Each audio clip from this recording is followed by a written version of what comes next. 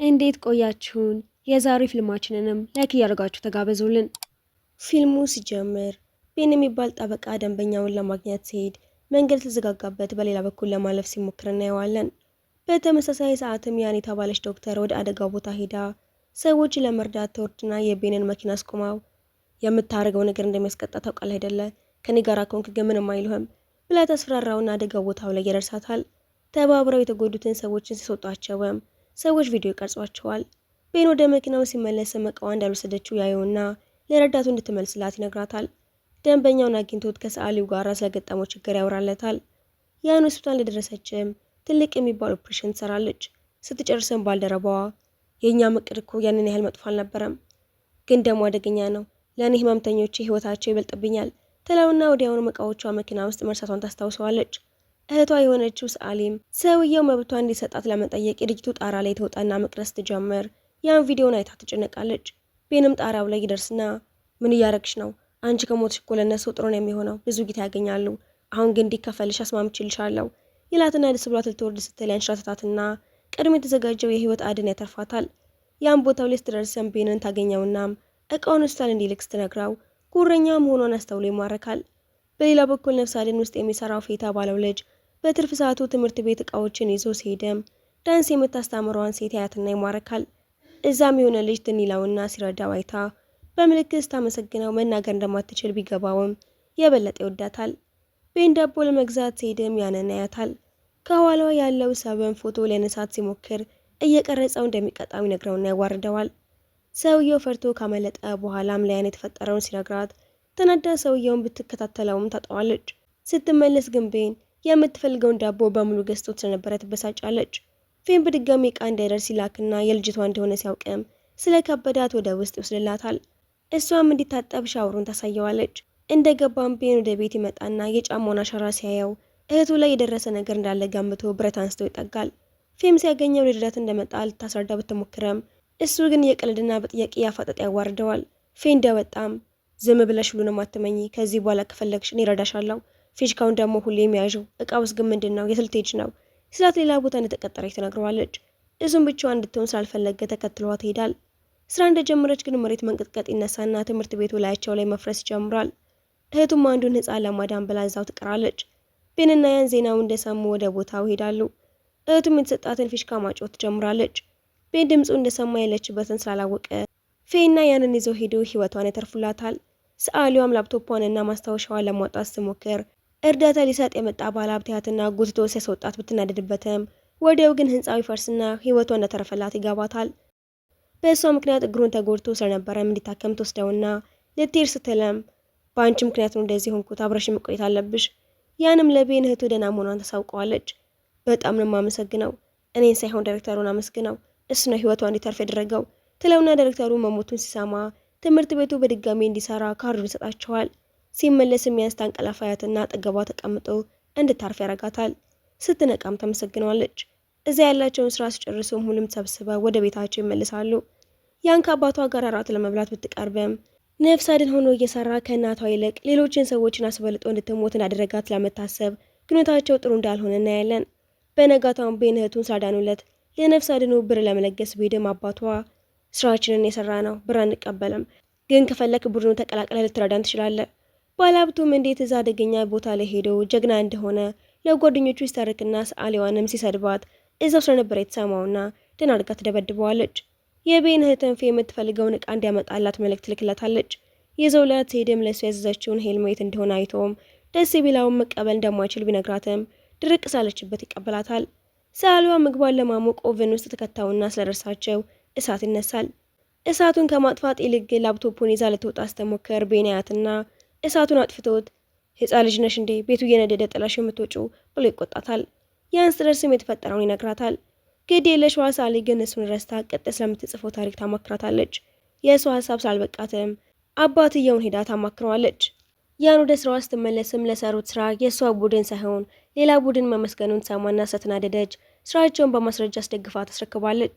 ሰዓሊዋ ከአባትየው ጋር ስትበጣም ባለሀብቱ ቡድኑ ሊቀላቀል ሲመጣ ታገኘውና በድጋሚ መጣላት ጀምራሉ። ያንም የቡድኗን ክብር በማስመለስ ወደ ሲላታል። ወደ ዳቦ ቤቱ ውስጥ ሄደም ዝናብ መጣል ጀምርና ቤን ጥላ ይሰጣታል። እየሸኛተም ዳቦ ይህንን ያህል ትወጃለሽ ማለት ነው ብሎ ሽፉባታል። በቀጣዩ ቀንም ቤን ደንበኛውን ለማናገር ሄድና የሰውየው ልጅ ጉድጓድ ውስጥ ይወድቃል። እሱም ነፍስ አድኖቹን ጠራቸውና እንደምንም ያወጡታል። ሰዓሊዋም አዲሱን ድርሰቷን በነፍስ አድኖቹ ዙሪያ ታረገውና ከብዙ ቦታዎች የስራ ጥያቄ ቢያቀርብሏትም ባለሀብቱ ብዙ ሊከፍላት ቃል ስላገባ ባለቤቱ ማን እንደሆነ ባታውቅም አብራቸው መስራትን ተመርጣለች። ቤን ሰውየው የልጁን ሕይወት በማዳኑ ደስ ብሎት አብሮት ሊሰራ መስማማቱን ሲነግረውም የአንታያቸውና እሱ እንዲጠቀመው ብሎ እንዳደረገው ስላሰበች መናደር ትጀምራለች። ስራዋን ጨርሳ እንደወጣች የሚከተላትና ሕይወቱን ያተረፍንለት ልጅ ደህና አይደለም ብለውኛል፣ አብረሽ ልትመጪ ትችያለሽ ብሎ ስዳትና ልጁን ዝና ለማድረግ ይሞክራሉ። እሱም እናቱ ስለናፈቀችው ማልቀሱን ይቀጥላል። በቀጣዩ ቀንም የልጁ አባት ለነፍስ አድን ቡድኑ እርዳታ መስጠት ቢፈልግም ቤን እንደማይቀበሉ ስለገባው ሌላ ሀሳብ ያመጣና አባቷ ጋራ ሄዶ ትምህርት ቤት ውስጥ ሄዳችሁ የመጀመሪያ እርዳታ የምታስተምሩ ከሆነ አንዳንድ እቃዎችን የሚለግሳችሁ ድርጅት አግኝቻለሁ ብለው ይስማማቸውና ስልጠናቸውን ይጀምራሉ። እህቱን ፌ ስልጠናውን ሲጨርስ የእህቱ ልደት ላይ ተጋብዘውና ተስማምቶ ይሄዳል። ቤንም ለረጅም ጊዜ ከዊልቸር አልነሳ ብሎ ያስቸገረውን ልጅ የእናቱን ድምፅ ሲያሰማው ተነስተው መሄድ ጀምርና ሁሉም ደስ ብሏቸው ልደቱን ያከብሩለታል። ቤንም እህቱ ከፌ እንድትርቅ ፈልጎ ድሮ ላይ እስር ቤት ገብቶ እንደነበረ ከነ ማስረጃው ቢሰጣትም እሷ ግን ጥሩ ሰው እንደሆነ ስላመነች ከእሱ ጋር መሆኗን ትቀጥላለች። ከቀናት በኋላም አዲሱ የነፍስ አድን ቡድን ልምምዱን ጀምርና ቤን ሰዓሊዋና ባለሀብቱ ይቀላቀላሉ። ያንም ጉዳት ሲደርስባቸው ቶሎ ለመርዳት እንዲያመቻት ትሄዳለች። ስልጠናው ከባድ በመሆኑ ተማሪው ሳይጨርሱ መዝነብ ጀምርና ሁኔታቸውን ያባብሰዋል። ሰዓሊዋ ተጎድታ ያን ጋር ስትወሰድም ያን አባቷ ጋር ሄዳ ገና መጀመሪያ ቀናቸው እኮ ነው ለምን አያቆሙም ብላ ትከራከራለች። ቤንም የቡድኑ መሪ ስለነበረ እንዲያቆሙ ሲጠይቅም አደጋ የደረሰበት ቦታ ስትሄዱም ዝናብ እስኪያቆም ተጠብቁ ነው እንዴ? በማንኛውም ሰዓት ዝግጁ መሆን አለባችሁ ይላቸውና ነገሩ ስለገባቸው ወደ ስልጣኑ ይመልሳሉ። በቀጣዩ ቀንም የመጀመሪያ ፈተና ይሰጣቸውና ቤን ከሁሉም ከፍ ያለ ነጥብ ይሰጠዋል። ፌ ወደ ስራው ሲመለስም አለቃው በየቀኑ ባለመግባቱ ይቆጣውና ያልገባበትን ቃል ማካካስ ሲለም በስራ ስለተጠመደ የእህትየውን መልእክት ሳይመስላት ይቀራል። በነጋታውን ቤን ወደ ስራ ሲሄድም የተጎዳ ሰው አግኝተው ለመርዳት ሲሞክር ቢያረፍድም ስራውን በተሳካ ሁኔታ ማጠናቀቅ ይችላል። ሰዓሊያውም ድርሰቷን ጨርሳ ለባለሀብቱ ድርጅት ትልከውና ብዙም ሳልወደደው ልታዋራው ስትሄድ አለቃዋ እሱ መሆኑ እንዳታውቅ ብሎ እዚህ ሻይ አመላላሽ ሆኜ ነው የምሰራው ብሎ ወሻትና ከረዳቱ ጋር ማስተካከል ያለባትን ነገር ጨርሳ ትወጣለች። ያንም ለብዙ ጊዜ ስጠብቀው የነበረው እድገትም ባልደረባዋ እንደወሰደው ስትሰማ ቢከፋትም ለእሱ ግን ደስ እንዳላት ትነግረዋለች። እሱም ቤቱ ይጋብዛትና በጣም ውድሻለሁ፣ ፍቅረኛ እንድትሆኝ ይፈልጋለሁ። በእኔና በአንተ መሀል የሚሰራ አይመስለኝም። ለአንተ የምትሆንህና ደህና ሴት ብትፈልግ ይሻልሃል። ብዙም ሳይቆይ ግን ተራራ ላይ የሰራው ቤቱ ይንሸራተትና ይደረመሳል። ብቻውን ሊያወጣት ስላልቻለም እርዳታ ለመጠየቅ ይወጣል። ቤን ስለ አደጋው ሲሰማ የተቻኮለ ይደርስና ቤት ውስጥ ቢገባም እሱም እዛው ተቀርቅሮ ይቀራል። ለህፃናት ሲሞክርም በእኔ ምክንያት እዚህ በመግባት የተጸጸትክ አይደለም፣ ብዙ የምጸጸትበት ነገር አለኝ፣ ግን እዚህ በመምጣቴ ሳይሆን ለአድንሽ ባለመቻሌ ነው የሚሆነው ይልና ቤተሰቦቹ ከሞቱ በኋላ የእህቱ ቤተሰቦች በጉዲፈቻ ቢወስዱትም እነሱንም በአደጋ እንዳጣቸው ይነግራታል። እሷም አባቷ ላይ ስላለባት እንዴት ታውራለታለች። ምን ያህል ጥሩ አብሳይ እንደሆንኩኝ አታውቂማ፣ ከዚህ በሰላም ከወጣና በስልልሻለሁ ይላትና ፍቅራቸውን ይገላልጻሉ። ሆስፒታል ከገቡ በኋላም የሰዓሊዋ ወላጆች የሆኑት የያን አክስትና አጎት ሊጠይቋቸው ይሄዳሉ። ፌም ከስራ በመባረሩና ቤተሰቦቹን ለማስተዳደር ባለመቻሉ ምክንያት ይጨነቃል። የቤነትም ቢጠፋባት ስራ ቦታው ሄዳ እንደወጣ ይነገራትና ጓደኛዬ ብላ የምታስበው ሰው ይሄንን ስለደበቃት ተኩርፈዋለች። እሱም ይቅር እንድትለው ብሎ ምግብ ሰርቶ ይወስድላትና ስትቀምሰው ስለወደደችው የራሱ ምግብ ቤት ከፍቶ እንዲሰራ ሀሳብ ተቀርብለታለች። ቤንም ቃል በገባው መሰረት ምግብ ሰርቶ ያንን ይጋብዛትና እንደሚወዳት ቢነግራትም መልስ ሳትሰጠው ትቀራለች። ሰዓሊዋን ባለሀብቱ የድርጅቱ ባለቤት እንደሆነ ትደርስበትና ስራውን ለማቆም ብትፈልግም በተቀበለችው ብር ምክንያት ግን ለመቀጠል ትገደዳለች። ፌና ፍቅረኛውን ቤት የመከራየት አቅም ስለሌለውም መኪና ላይ እንዲሸጥ ይስማማሉ። ቤንም ከስራ እረፍት ወስዶ ነፍስ አድን ቡድኑን ቢቀላቀልም ባለፈው አደጋ በሱ ምክንያት የተጎዳ አባል ስላላቸው ሁሉም ይናደዱበታል። ፌም የምግብ ስራውን ይጀምርና ፍቅረኛ ሁሉም እየመጣች ስለምትረዳው ለሷ ብሎም የምልክት ቋንቋ መማር ጀምሯል። ቤን ውድድር ውስጥ እንዲሳተፍ ባይፈልጉም ሰው ሳነሳቸው ያካትቱታል።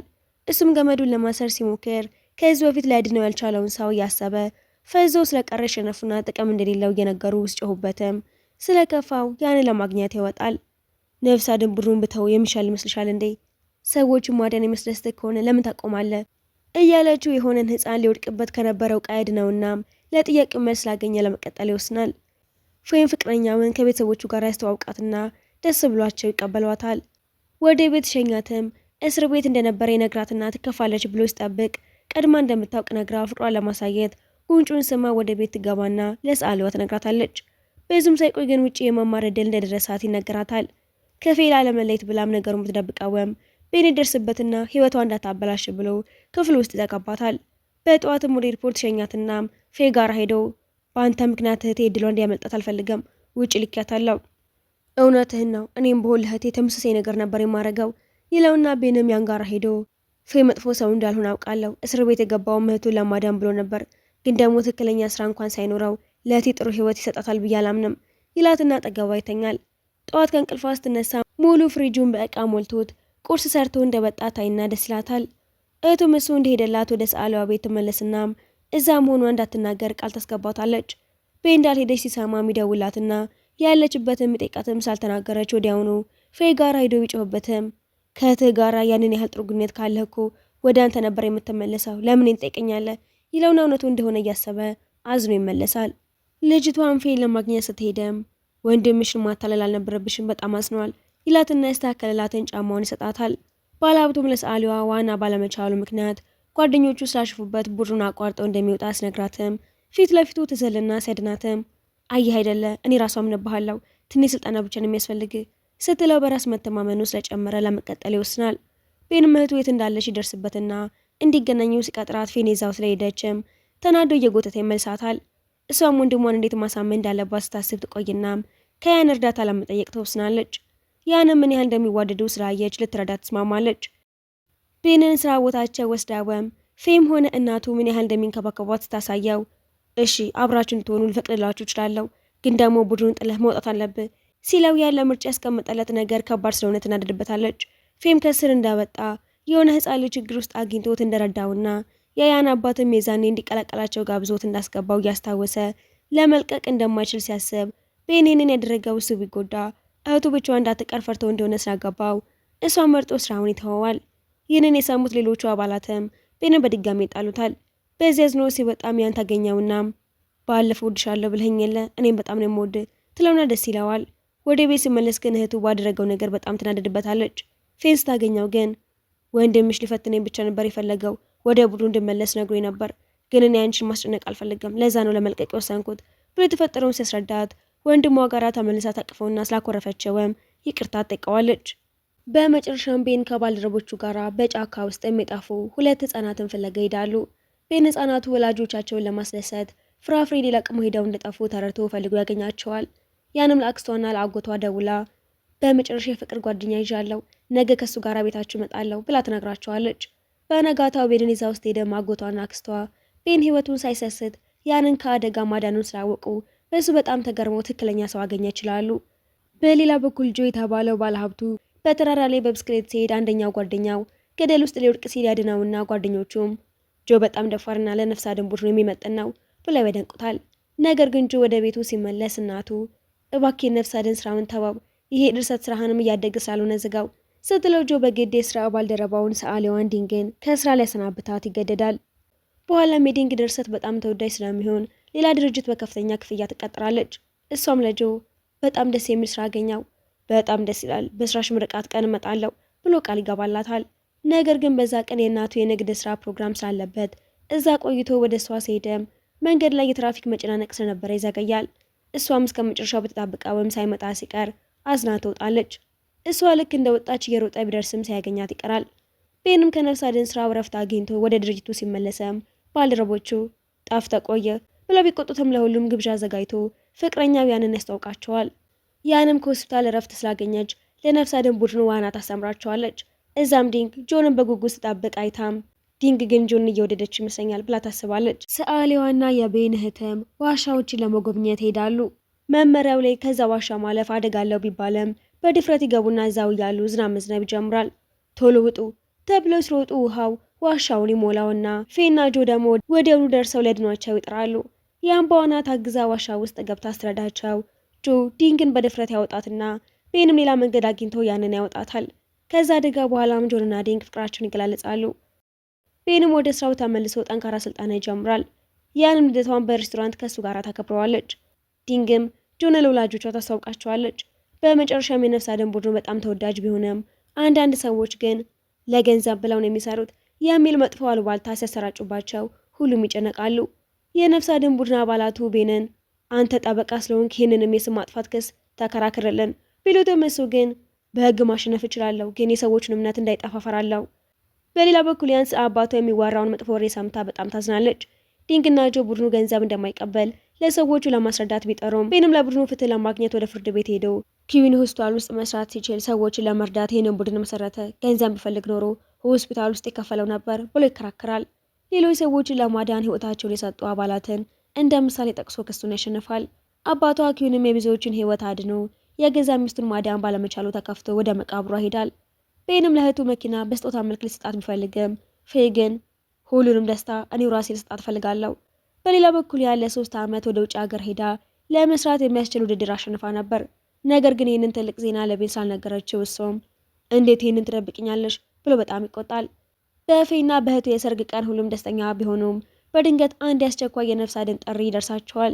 ፌ የሰርግ ቀኑ ቢሆንም እህትየው ይሄ ያንተ ግዴታ ነው፣ ሂድና ሰዎችን አድን ብላ ትልከዋለች። ቤንም ያንን በማግስት ወደ ውጭ ስለምትሄድ ምናልባት ስመለስ አልደርስብሽም ብሎ ተሰናብቷት ትሄዳል። ፌ ገደል ውስጥ የገባን ህፃን አውጥቶ ለወላጆቹ ቢሰጥም ትልቅ ድንጋይ ላይ ሊወድቅ ሲል አባቷ ፌን ገፍትሮ ራሱ ድንጋዩ ስር ይገባና ይጎዳል። ያንም ወደ ውጭ ልትሄድ ስትል የአባቷ መጎዳት ሰምታ ወደ ሆስፒታል ትሄዳለች። አባቷም እውነቱን ይነግራታል። እናቴን ትቶ ሌላ ሰዎችን አዳነ ብለሽ የምታስቢው ውሸት ነው፣ እናትሽን ለማዳን ስሞክር ነው ነገሩ የከፋው ብሎ ያስረዳታል። እሷም እናቷ የሞተችው በአባቷ ስህተት ሳይሆን በአጋጣሚ መሆኑን ተረታ አባቷን ይቅር ትለዋለች። እሱም ቀዶ ጥገና ተደርጎለት ይድናል። ከአባቷና ከቤን ጋር ለመሆን ወደ ውጭ የሚሄድ እድሏንም ትተዋለች። በሌላ በኩል ጆ ዲንግን ለእናቱ ቢያስተዋውቃትም እናቱ ግን ስላልወደደቻት እሷ ተከፍታ ትሄዳለች። ፌም ከእስር ቤት የሚያውቀውንና ስርዓቱ የነበረውን ጓደኛውን በምግብ ቤት ውስጥ ቀጥሮት ጓደኛው ስነ ስርዓት የሌለው ስለሆነ ደንበኞችን ያስቀይማል። በምግብ ቤት ውስጥም ደንበኞች እየቀነሱ በመምጣታቸው እህትየው በፌ ተናዳ ስትሄድ ቤንም ሁኔታውን ተረድቶ ፌን ጓደኝነትህ ቢገባኝም የእሷን ስሜት ግን መጠበቅ አለብህ ብሎ ይመክረዋል። ለጓደኛም ሌላ ስራ ሊፈልግለት ይስማማል። በሌላ በኩል ጆ ሚንግን በድርሰት መጽሐፏ ውስጥ ሌላ የፍቅር ተቀናቃይ ልታስገባ መሆኑን አይቶ ባይስማማም እሷ ግን ታሪኩ እንዲሞቅ አዲስ ይዘት ያስፈልገኛል። እሱም እሷ ለማስደሰት በድሮን ከፍታ ላይ ስዕሏን ያስልላታል። አበባና ሳጥን ይዞ ሲቀርብ ለጋብቻ ልጠይቃት መስሏት እጇ የምትሰጠውም እሱ ግን ለድርሰትሽ የሚሆን አዲስ ይዘት አገኘሽ ብሎ ሲጠይቃት ተስፋ ቆርጣ በንዴት ትተዋለች። ፌም ጓደኛውን በነዳጅ ፋብሪካ ውስጥም ስራ ቢያስቀጥረውም በአንድ ሰራተኛ ስህተት ፋብሪካ ውስጥ ትልቅ ቃጠሎ ተነስቶ ቤንና ፌ ሰዎችን ለማዳን ሄደው ቤንም ፌን ለእህቴ ስል አንተ መጀመሪያ ውጣ ብሎ አስወጥቶት እሱ ሲወጣ ግን የነዳጅ በርሜል ፈንድቶ ይጎዳል። ሆስፒታል ገብቶም ዶክተሮች እግሩን መቆረጥ አለበት ቢሉም ያን ግን በራሷ ምርምርና ጥረት አስቸጋሪውን ቀዶ ጥገና አድርጋ እግሩን ታድነዋለች። ቤን ሲድንም በደስታ ታለቅሳለች። በዛው መሀልም የጆ እናት የዲንግን ወላጆች ጋር ሄደው ልጃችን አትመጥንም ቢሉም ወላጆቿ ግን ልጆቻችን አድገዋል፣ እኛ ጣልቃ አንገባም ብሎ ይመልሱላቸዋል። የእሱ እናት ግን ዲንግን በንግግር አቁስላና የገንዘብ ቼክ ሰጥታ ከእሱ ጋር እንድትለያይ ታረጋታለች። እሷም ተስፋ ቆርጣ ከጆ ጋር ለመለያየት ትወስናለች። ዲንግ ሆስፒታል ወጥቶም ያን በፍቅር ትንከባከበዋለች። አባቷ ድሮ ያዳነውም ያንን ህፃን ፍለጋ ትጀምራለች። ጆ ዲንግን ደውሎ ሲጠይቃትም መለያየት አለብን፣ እናቴ የሰጠችኝን ቼክ ተቀብያለሁ ስትለው ምንም ሳይናገር ሄዳል። ቤንም ያንን ወደ አንድ ትልቅ ዛፍ ስር ወስዶ የአልማዝ ቀለበት አድርጎላትም የህይወት ያጋር ሁኚ አግቢኝ ስላት ትስማማለች። ወደ ቤት ሄደውም የልጅነት ፎቶዎቹን እያሳያት እያለ ያሳለፈውን ሁሉ ይነግራታል። በነጋታውም ለአባቷ ሊጋቡ እንደሆነ ሲነግሩትም በል እንግዲህ ልጄን ተንከባከባት።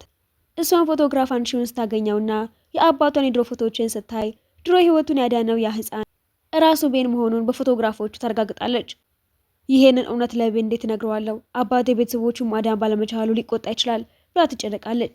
በሌላ በኩል የጆ ረዳት በዲንግ ላይ ተስፋ መቁረጥ የለብንም፣ ተለያይታችሁ ራስን ከመጉዳት ይልቅ አሁኑኑ ጥረት አድርግ ብላ ትመክረዋለች። እሱ ምክሯን ሰምቶ ድርሰቷ ላይ ያለውንም እውነተኛ ታሪክ አይቶ በደስታ ወደ ቤቷ ይሮጣል። እኩለ ሌሊት ስለነበረ ሳይቀሰቅሳት በሯ ላይ አድሮ ጠዋት ሲነጋም አግቢኝ ብሎ ይጠይቃታል። መጀመሪያ ብታቅማማም ጥረቱን አይታ እሺ ትለዋለች። በሌላ በኩል ቤንና ያን አብረው ራት ሲባሉ እሱ ወላጆቹን በጣም እንደሚናፍቅ ይነግራታል።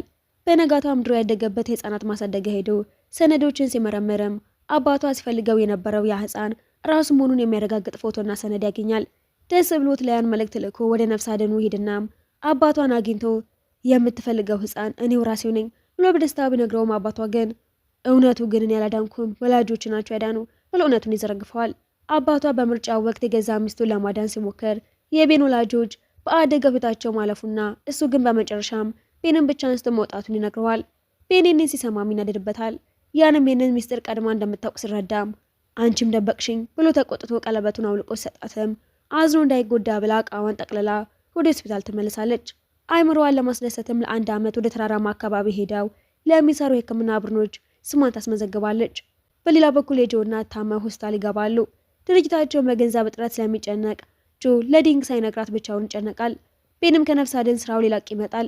የጆ ጓደኞችን በጫካ ውስጥ ሆነው አውቀው ጠፍተናል ብለው ድራማ ሲሰሩ እሱ ግን በእውነት ደርሶ የነፍስ አድን ቡድኑ ለቀልድ ጊዜ የለውም ብሎ ይቆጣቸዋል። ጓደኝነቱንም እንደሚያቋረጥ ሲነግራቸው ጓደኞቹም ጥፋታቸው ገብቷቸው በዲንግ በኩል ይቅርታ ይጠይቃሉ። እሷም የጆ ድርጅት በኪሳራ ላይ መሆኑን ሰምታ በራሷ የኮሚክ ድርሰት ላይ ያገኘችውን ገንዘብ ብትሰጠውም ራሴ ወጣዋለሁ ብሎ ባይቀበላትም ስላሰበችለት ግን ደስ ይለዋል። ፊም የጆን ጓደኞች ይቅር የሚላቸው 1000 ሰዓት በፈቃደኝነት በነፍስ አድን ስራ ላይ ከተሳተፉ ብቻ እንደሆነ ቅድመ ሁኔታ ያስቀምጣል። እነሱም ሲጀምሩ ስራው ምን ያህል ከባድ እንደሆነ ይረዳሉ። ዲንግም የጆን እናት ሆስፒታል ውስጥ በፍቅር ትንከባከባቸዋለች። እናቱም ይቺ ልጅ እንደዚህ ደግናት እንዴ? ወንበር ላይ ስትተኛም እዚህ ወንበር ላይ ከምትተኝ አልገብተሽ ተኝ ትላታለች። እሷም በቅነት ስትንከባከብ እናቱም ይቺ ልጅ በእውነት ለልጄ ትመጥናለች ብላ መውደድ ትጀምራለች። ያንም ለ1 ዓመት ወደ ተራራማው አካባቢ ለሕክምና አገልግሎት ለሚል ስትዘጋጅ የአባቷን መድኃኒት አዘጋጅታ አባዬ ለ1 ዓመት ልሄድ ነው ብላ ትሰናበተዋለች። ቤኔንን ሲሰማም ሊያስቆማት ወደ አየር ማረፊያ ቢሮጥም ሳያገኛት ይቀራል። በሌላ በኩል የጆ ገንዘብ ችግር ይፈታል። እናቱም ዲንግ የተሰጣትን ገንዘብ ሰዎችን ለመርዳት በመጠቀሟና ለድርጅቱ ትርፍ መገኘቱን ስትረዳ አንቺ ሁሌም የቤተሰባችን አካል ነሽ ብላ ትቀበላታለች። 1 ዓመት ካለፈ በኋላም ያን አባት የነፍስ አድን ቡድኑን ዋና አዛዥነት ቤንን ይሰጠዋል። እሱም አባቷን ይቅር ብሎት ቡድኑን በብቃት መምራት ይጀምራል። ያንም በተራራማው አካባቢ ሰዎችን ስትረዳ ቆይታ አንድ ቀን የነፍስ አድን ቡድን አባላት በአደጋው ተከበው ስታገኛቸው ልትረዳቸው ትሄዳለች። ነገር ግን በአጋጣሚ ተገፍታ ጥልቅ ገደል ውስጥ ገብታ ቤንን ሲሰማ ወዲያውኑ ደርሶ በገመድ ታስሮ ወደ ገደሉ ይወርዳል። አግኝቶ ካበረታታት በኋላም አባላቱ በገመድ ወደ ላይ እንዲያወጣቸው ያደርጋል። እሱ ሊያወጡት ሲሉ ግን ገመዱ ተበጥሶ ተመልሶ ገደል ውስጥ ወድቆ በላዩ ላይ ትልቅ በረዶ ይነድበታል። ያም በጭንቀት ሆና ለአባቷ ስትደውል በረዶ የቀለጠበትን የውሃ ማጠራቀሚያ ካገኘው መውጫውን ሊያገኘው ይችላል የሚል ምክር ይሰጣታል። ቤንም በገደሉ ውስጥም ሲታገል ቆይቶ መውጫውን አግኝቶት ይወጣል። ሁለቱም አይን ለአይን ታይተው ራሱን ስቶ ይወድቃል። ከ1 ዓመት በኋላም ቤን አሁንም የቡድኑ ዋና አዛዥ ሆኖ አዳዲስ አባላትን ሲሰለጥን ያን ቆይታዋ ደግሞ ተመልሳ ትመጣለች። እሱም በመጨረሻ ሲያት ያንን የልጅነት ትዝታቸውን ያስታውሳሉ። በልጅነቱ ፊኛውን ላይ አንሰቷትም ዳግመኛ እንደምንገናኝ ተስፋ አድርጋለሁ ብሏት እንደነበረና እሷም ቃል ገብታለት እንደነበረ ያስታውሱና አንድ ላይ ሲሆኑ እያሳየን ፊልሙ ይጠናቀቃል።